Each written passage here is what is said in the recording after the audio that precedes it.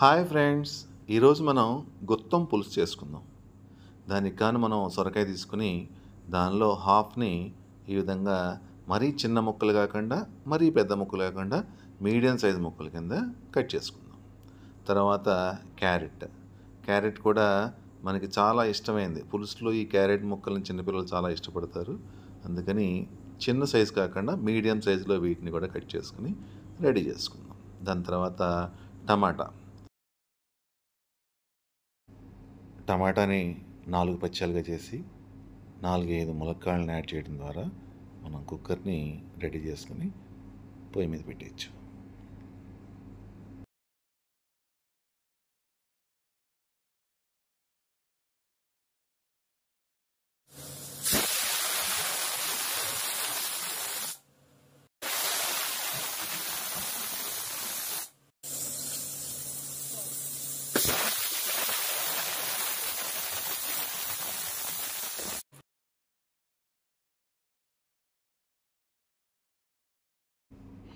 మనం 5 విజిల్స్ రానిచ్చాం కదా, దాంతో ముక్కలన్నీ పర్ఫెక్ట్గా ఉడికిపోయినాయి. దానికి కావాలంటే కొద్దిగా నీళ్ళు యాడ్ చేయొచ్చు. దానికి కొద్దిగా పసుపు, తగినంత ఉప్పు, కొద్దిగా కరివేపాకు, పచ్చిమిర్చి, చింతపండు పేస్ట్, బెల్లం,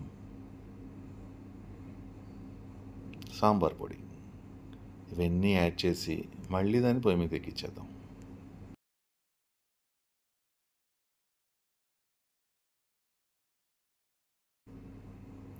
ఇప్పుడు మనం దీనికి కొద్దిగా కొత్తిమీర యాడ్ చేద్దాం.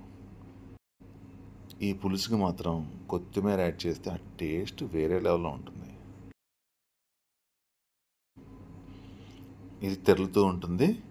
ఈ మధ్యలో మనం తిరగమూత రెడీ చేసుకుందాం. తిరగమూత ఆల్మోస్ట్ రెడీ. కొద్దిగా ఇంగు దట్టిస్తే మనం దీన్ని తీసుకెళ్ళి మనం పులుసులో కలిపేయచ్చు. తిరగమూత బాగా కలిసేట్టుగా కలిపేద్దాం.